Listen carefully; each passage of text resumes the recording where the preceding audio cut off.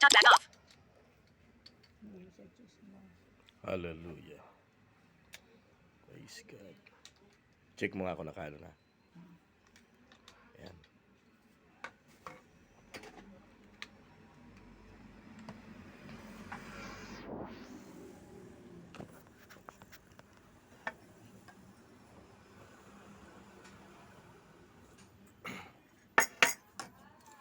Amen. Purihin ang Panginoon.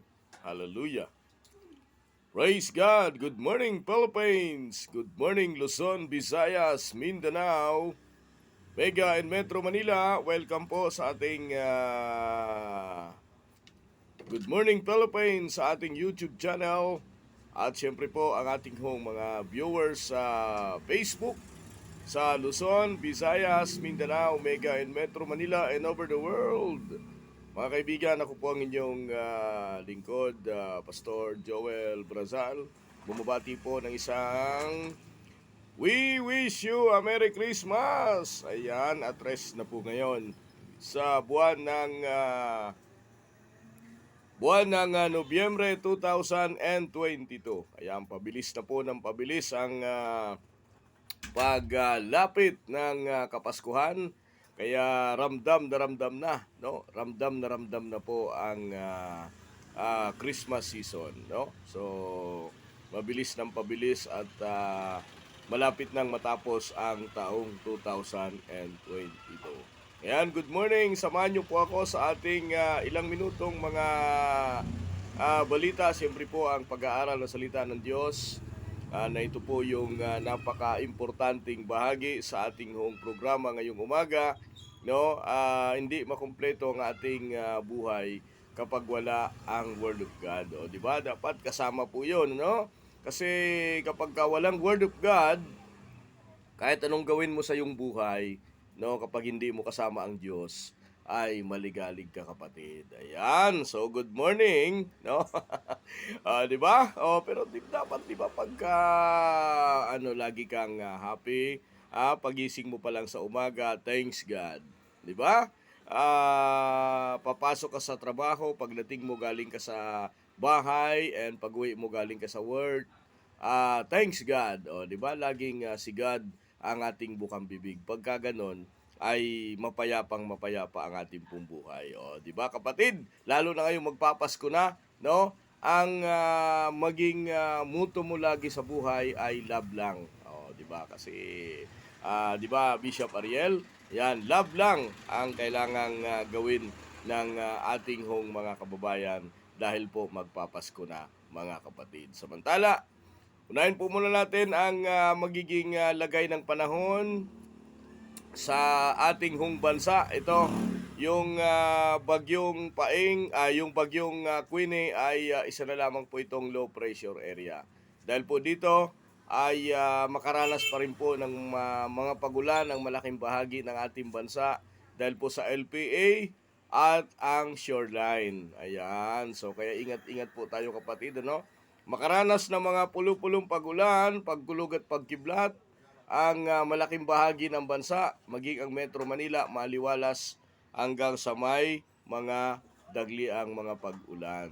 Ito po ay dahil sa shoreline at epekto pa rin po ng low pressure area na nasa ating bansa. Samantala, inaasahan sa 2 hanggang 3 bagyo ang posibleng pumasok sa bansa at posibleng tumama sa ating kalupaan. Ayan. Ayon po yan sa Pag-asa sa kanilang forecast. Kaya ingat po at hindi pa po nauubos yung alphabetical ng bagyo. Ayan. Kaya patuloy po tayo mag-ingat, no?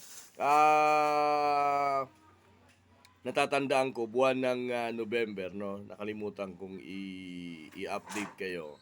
Buwan ng November 2021 nang manalasa po itong si bagyong Rolly, na kung saan ay marami ring napinsala at sinundan po ito ni bagyong Ulysses na tumama din po sa buwan ng November 2021. Si bagyong Ulysses at Rolly, no, si bagyong Ulysses ay nagpabaha sa malaking bahagi ng Metro Manila at sa Marikina City. Ayan.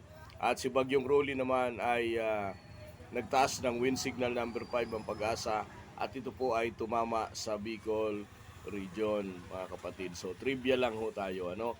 At November 11, ito nakalimutan ko lang yung taon, yung year nito, no. November 11 nang tumama naman po itong si Super Typhoon Yolanda. Kung hindi po ako nagkakamali ay 2013 ito.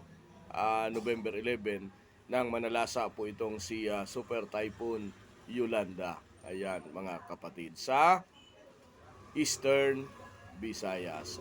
So yan lamang po yung trivia natin, ano? Kaya ingat po tayo. So yan po yung ating lagay ng panahon with trivia, no, na matutunan po natin at kailangan ito ho ay dinadiary ko sa aking memory para alam po natin yung mga nangyayari sa bawat taon. At ito naman, ngayong taon na to ay nanalasa si Bagyong Karding na kung saan ay may mga namatay at nanalasa naman po itong si Bagyong Paing. Si Bagyong Paing na kung saan po ay no, kung saan po, mga kapatid, ay sa pamamagitan ng kanyang pananalasa ay inilagay sa state of calamity. No, itong si Bagyong Painga, inilagay po sa state of calamity ang 4 na rehiyon sa bansa. So ano po itong mga rehiyon na ito? Ito po ay rehiyon ng Bangsamoro Autonomous Region for Muslim Mindanao. Sa Mindanao po ito. And Eastern Visayas, Bicol Region, ito po yung pangatlo. At ito pong lalawigan ng Cavite, lalawigan ng Batangas, lalawigan ng Rizal. So kasama na po dito yung Quezon Province na inilagay po sa state of calamity at posibleng mayroon pa pong mga madagdag depende po sa assessment ng NBRRNC o Risk Reduction Management Council sa ating hong bansa. Sa state of calamity na pinirmahan ni Pangulong Ferdinand Bongbong Marcos ay maaari pong gamitin, no? Maaari pong gamitin ang pondo ng mga lokal na pamahalaan, no? Kagaya po ng provincial fund ng lokal na pamahalaan sa lugar na mayroong state of calamity at pwede pong magpautang ng walang interest or walang tubo. So ito po yung direktiba na maaring gawin ng mga provincial government, mga local government na nasa ilalim ng state of calamity, mga ka-YouTube. Ayan, o, di ba? Kumpletong-kumpleto tayo sa mga balita, di ba? Kaya ano pang gagawin ninyo kung hindi ay tumutok lamang dito po sa ating YouTube channel. Samantala, sa huling balita natin ay formal na pong binuksan ito pong face-to-face classes sa buong bansa na kung saan po ay sa sobrang dami ng estudyante ay hindi magkamayaw ang mga eskwelahan at sa Batasan National High School, mga kapatid, ay overloaded, no? Overloaded po ang mga estudyante. So pinayagan naman po ang pagsasagawa ng blended learning class dito po sa mga lugar na kung saan po ay nagkulang ang mga silid aralan. Ayan. So may mga ano naman, 'di ba? May mga optional na gagawin para naman po ay mapatupad ang klase, no. So grabe, no. Sa Batasan Hills na sa Batasan National High School ay ganun pala katindi, no, yung dami ng mga estudyante at sa sobrang dami at siksikan ng mga estudyante, mga kapatid, ay nag-aproba na lang po ang Department of Education ng pagsasagawa ng blended learning class para lamang po ay matuloy-tuloy pa rin ang pagsasagawa ng klase sa iba't ibang paaralan sa ating hong bansa. So ito dapat ay 'di ba? Kaya lang sa bugbog kasi sa ating pandemic ngayon, bukod sa pandemic, yung mga kalamidad pa, So sana man po kukunin ng pamahalaan yung budget para po magdugtong ng mga building ng mga eskwelahan. But nung pandemic sana, nung kasagsagan ng lockdown, ay inayos po yung mga silid-aralan. But hindi nga, kasi lockdown nga, Pastor Joel, kaya hindi nga makapurma. Eh ngayon po, saan po tayo kukuha ng budget para po magpatayo ng another mga buildings para sa mga silid-aralan ay napagtuunan nga po ng pansin yung pagsasagawa ng mga quarantine facility building, mga ospital, karagdagang ospital para sa mga nagkasakit sa COVID-19 pandemic. No, ngayon naman ang problema naman natin ngayon, no? Ang problema naman natin ngayon ito pong face-to-face classes na kung saan po ay nagkulang ang mga silid-aralan. Samantala ito, yung isa pa sa huling balita natin, another issue pa tayo, no? Ito po yung pagkakasangkot po ng anak ni Department of Justice, Boyeng Rimulya, no? Sa illegal na droga. So ito po ay nagkaroon muli ng pagdinig sa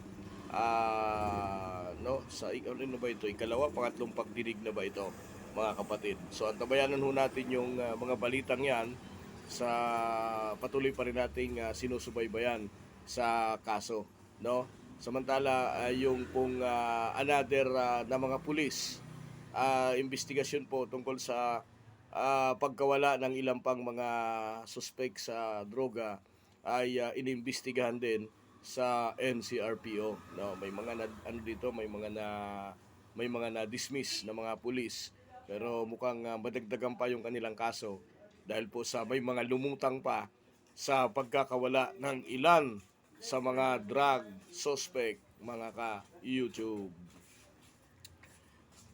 Samantala, ang programang ito ay atid sa inyo ng P-Joyce Massage, tanggal ang back pain, headache, muscle pain at iba pang sakit sa kasukasuan. Ito po ay matatagpuan sa 4th floor ng Farmers Plaza, Cubao, Quezon City. Open po ito ng 10 a.m. to 8 p.m. Monday to Thursday. Kapag kaaraw po ng Biyernes at Sabado ay 10 a.m. to 10 p.m. or 9 p.m. 10 p.m. pala yung mall. Yon. P-Joyce Massage at 4th floor ng Farmers Plaza, Cubao, Quezon City. P-Joyce at your service, mga ka-YouTube. Samantala, ito naman, kung ikaw ay nasa Pasay, ang Blessed Dots na ito po ay matatagpuan sa Malibay, Pasay City.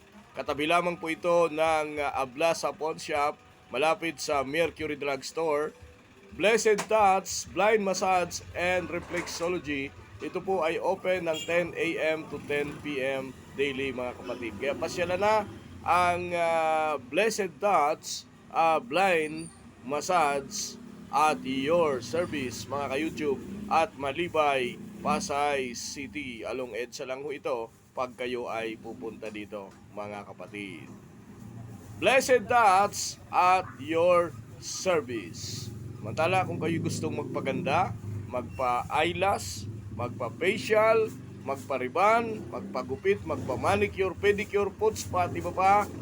Ito po naman ay matatagpuan sa LGSR na ang kanila pong branch o ang kanilang office ay matatagpuan sa Metro Point Mall at 4th floor ng Metro Point Mall, Pasay City. Meron din po silang branch sa Senior Pure Gold at Welcome Plaza Mall, 3rd floor ng Welcome Plaza Mall at Senior Pure Gold, Libertad, Pasay City. Ito po ay sa pamumuno ni Ma'am Laarni Tolentino. LGSR at your service. Ito po. Kung kayo naman ay nagpapalaba, ang DJC Laundry Shop na matatagpuan sa Barangay 138, Captain Joe Apartment. Dito po yan sa lungsod ng Pasay. Hanapin nyo po si Mami Glo sa DJC Laundry Shop. Open po ito ng 8 a.m. to 6 p.m. Monday to Saturday. Pagkaaraw po ng Linggo, 1 p.m. p.m. to 6 p.m. mga kapatid. DGC Laundry Shop, DGC at Barangay 138 Captain Joe Apartment, Pasay City. Okay, Docs. At dito na po tayo sa, yan yung ating hong winner pakulo ay sa ating hong JB Live. Bukas na po yan.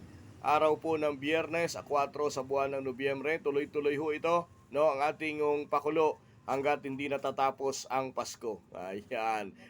Ayan. Pero sa Martes hanggang 5 days po tayo mawawala. Kaya medyo mahinto ho ito. But after the week, after ng aming incubation prayer ay magbabalik ho tayo mga kapatid. No? So, ayan. Winner, pakulo. So, congratulations sa mga nanalo. Ito banggitin na po natin. Si Ma'am Jackie Bandaan, congratulations. Maripel C. Minor, congratulations. Sino po itong isa na to? Ano pa to? Ano pa pangalan nitong isa na itong nanalo? RG. ER. No, ERG. Ba't ERG ito? So, congratulations. Sila po ang nanalo ng 50 peso load. So, kasama po dito yung DGC. Ayan.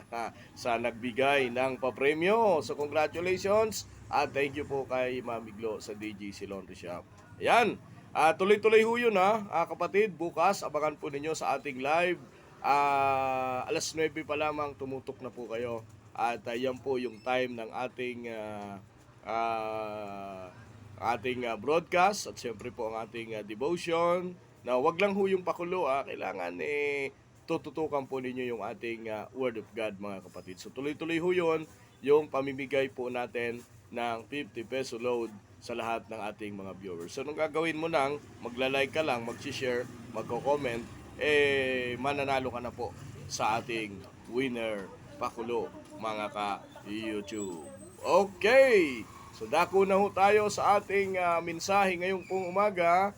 Dako na ho tayo sa ating Word of God na kung saan po ito ay napakahalaga sa buhay natin. Sabi ko nga kanina, kapatid sa Panginoon ay itong ating advocacy ay kumpleto. May balita ka na, mayroon ka pang Word of God. So, busog na busog ka at may papremyo ka pa. Di ba? So, saan ka na dito kapatid? So, kailangan lang maging hayang-hayang pamumuhay. Di ba? At hindi mo laging kakaligtaan si God sa buhay mo. Sapagkat kapag wala kang Diyos sa iyong puso, wala kang Diyos sa iyong puso, ay sigurado kapatid, maligalig ang buhay mo at hindi ka mapayapa. Yan. So kaya para mapayapa ka, kailangan punong-puno ka ng anong ating password? Love lang. Mga kapatid, punong-puno ka ng pag-ibig. Diba? Si Lord nga, di ba? Bakit po siya namatay sa krus ng Kalbaryo? Bakit po siya ay kailangan maganap ang kautusan? Because of love for you and me, no? Hindi siya mamamatay para sa iyo at para sa akin. Hindi niya tutubusin ang ating mga kasalanan kung walang pag-ibig, mga kapatid. Kaya kailangan, no, may pag-ibig ka para ang puso mo ay tumitibok na may kagalakan sa Panginoon. Okay? Ano ba ang ating mensahe ngayon, May? Colossus chapter 2 verse 6. So 2 verse 6. Paki-take note po ninyo ito. Yan, Colossus chapter 2 verse 6. Sige. Mamuhay kayo ng may pakikipag-isa sa Kanya. Verse 7, magpakatatag kayo at isali ninyo sa Kanya ang inyong buhay. Ayun. Magpakatibay kayo sa pananampalatayang itinuro sa inyo at lagi kayong magpasalamat sa Diyos. Hallelujah! So, dahil po tinanggap natin si Kristo, ano po ang gagawin po natin, mga kapatid? No? Malibang kung hindi mo pa tinanggap, no?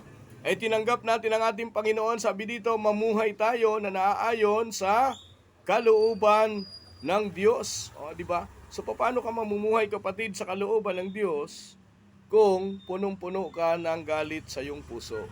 Paano ka mamumuhay sa kalooban ng Diyos kahit naniniwala ka sa Panginoon, kahit ano ang iyong pananampalataya, no? Ay paano ka mamumuhay kung may dala-dala kang puot sa iyong puso, no? Tapos sasabihin mo naniniwala ka na may Diyos.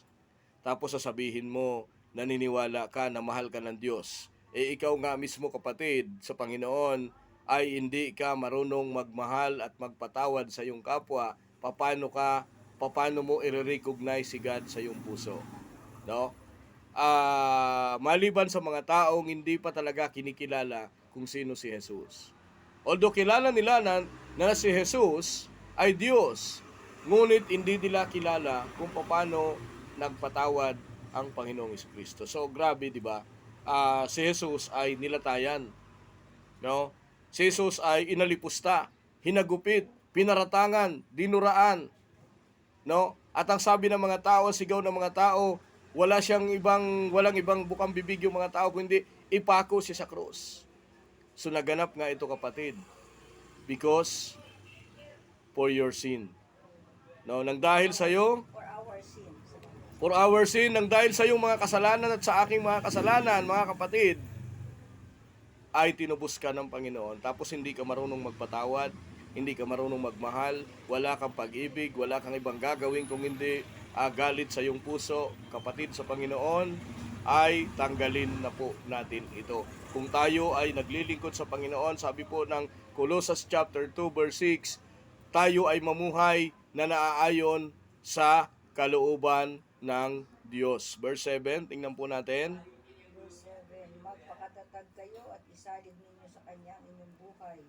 Magpakatibay kayo sa pananampalatayang itinuro sa inyo at lagi kayo magpasalamat sa Diyos. Ayun, magpakatatag at isalin natin ang ating buhay sa Panginoon. Isalib, ibig sabihin ano natin, di ba? Talagang ilaan natin sa Panginoon yung buhay natin. No? At sabi dito, ano pa yung dulo niya?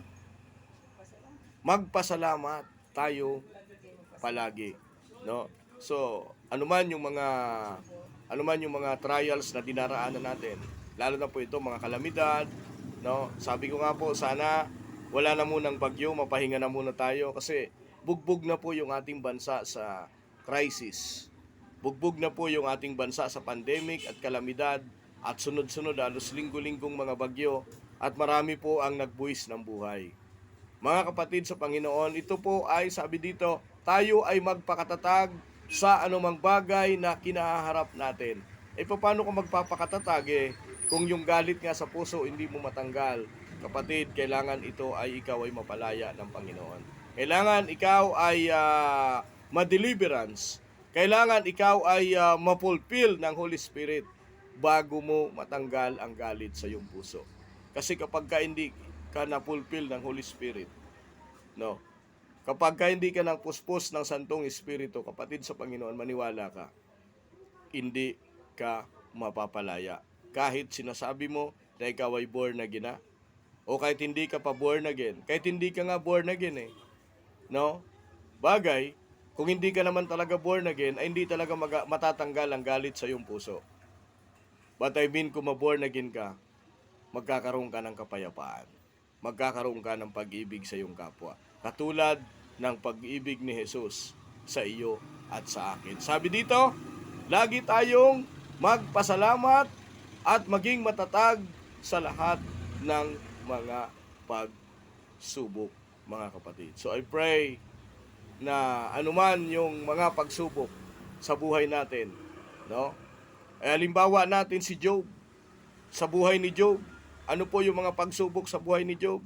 Matinding sakit, matinding karamdaman, iniwanan siya ng kanyang pamilya. But salamat sa Panginoon, si Job ay nagtagumpay sa kanyang pagsubok na dinagdaanan. Si Joseph the Dreamer, no? Itinakwil ng kanyang mga kapatid, inilubog sa drum, binenta, no? Nakasuhan pa si Joseph the Dreamer ng panggagahasa, ikinulong. Pero naging matatag si Joseph the Dreamer. Naging matatag siya. So ang panawagan mga kapatid sa atin ng Panginoon sa Colossus chapter 2, verse 6 to 7, ang sabi dito, patuloy tayong pagharian ng Diyos. Patuloy tayong maging matatag. Patuloy tayong magpasalamat sa Panginoon. Kapag ginawa po natin ito, mga kapatid, Magpakatatag, magpakatibay, magpasalamat. yun, yung pagpapakatatag, pagpapakatibay, at magpasalamat, pag nagawa mo po yung kapatid, no, idugtong na natin yung love lang, no, pag-ibig, pagpapatawad. Pag nagawa po natin yun, mga kapatid, masasabi na natin na perfectly na ginagawa natin ang kalooban ng Diyos. No? Ginagawa natin ang nais ng Panginoon. Kapag nangyari po yung kapatid na tayo ay nagpakatatag, nagpakatibay sa lahat ng mga pagsubok at mayroon ka sa puso mo na love lang, kapag ka nagawa mo yung kapatid perfectly, tatanggapin ka ni Lord at magkakaroon ka ng reward sa langit. Ako po, mga kapatid, minsan meron din po akong asal, no? Meron din po akong pag-uugali, but kailangan nating isurrender sa Panginoon. Kasi sabi po ito ng Biblia no? Sabi po ito ng Biblia, kahit anong pang-aalipusta sa iyo ng mga tao, kahit anong pagsubok na pagdaanan mo, no? Panahon po ng pandemic, no? Si Mami Glo, panahon ng pandemic, kahit pandemic, survive kaming pareho. Ganun po ang buhay natin. Kung naniniwala ka sa Diyos, kung nananampalataya ka sa Diyos, makamtan mo ang kanyang kaharian. Hallelujah. Tayo po'y manalangin. Dakilang Diyos na makapangyarihan sa lahat. Salamat po, God. Tunay nga, O Diyos, ang iyong kapangyarihan. Tunay nga, O Diyos, ang iyong kaluwalhatian. Father, we thank you. Salamat po sa aming binasa ngayong umaga. I pray, Panginoon, na tunay na kami magmahal. Tunay na kami magpatawad. Tunay na kami mawala ang galit sa aming mga puso. Tunay na kami, Panginoon, ay pag-isahin mo.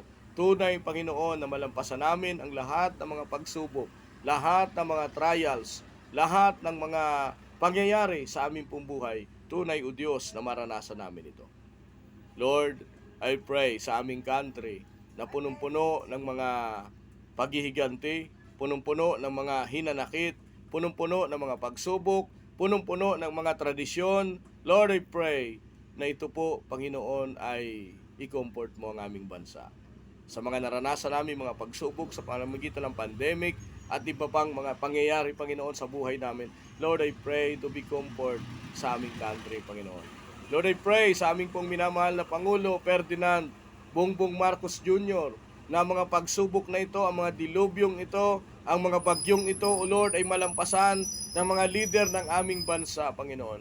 Lord, kami po ay makalaya sa iba't ibang mga tradisyon. Kami po ay makalaya sa iba't ibang mga paniniwala. Kami po, Panginoon, ay makalaya sa madilim na yugto ng aming pong buhay. Lord, I pray sa aming country, gawin mo po itong mabuting bansa, Panginoon. Gawin mo po itong masunuring bansa. Gawin mo po itong makadiyos na bansa, Panginoon.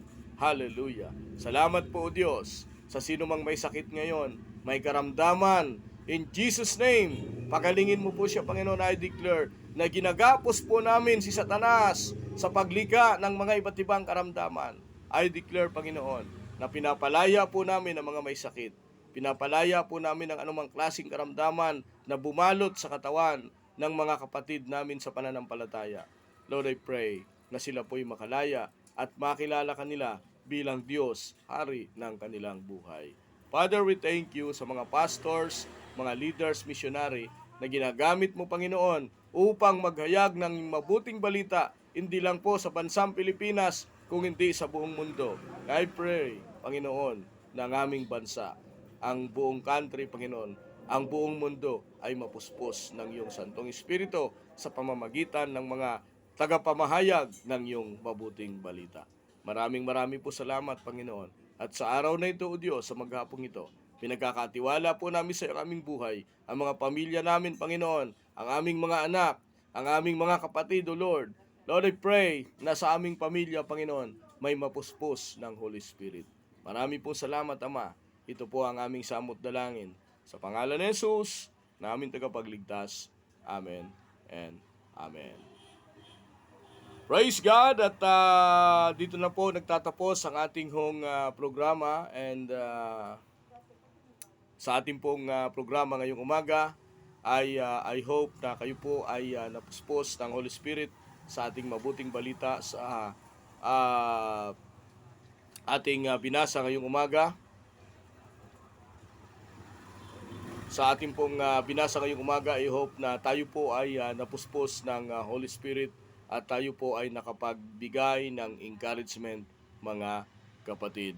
So before na ako po ay magpaalam, muli po ang ating panawagan sa gustong magkaloob ng kanilang offering, no?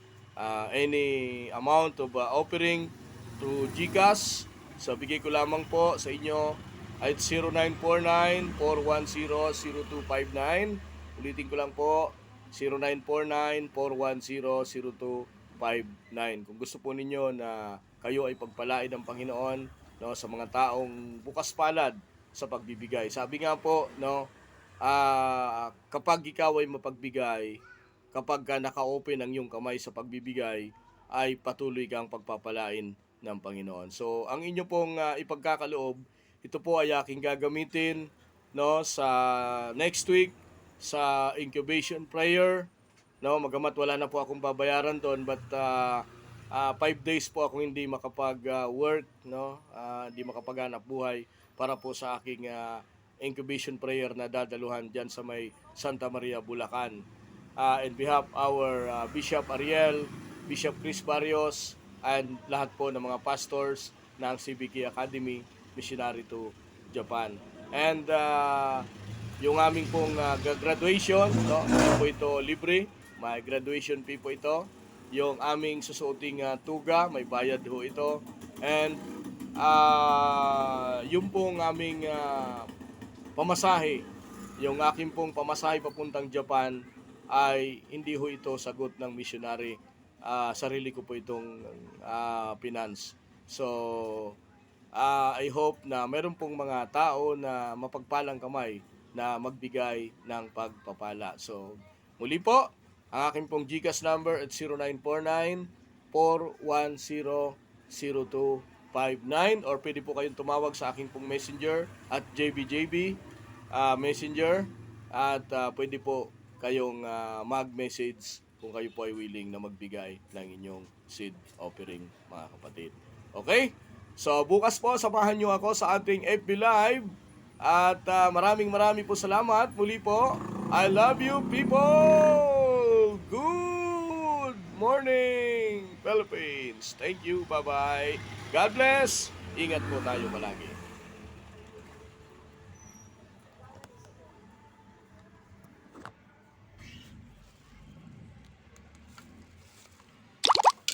Talk back on.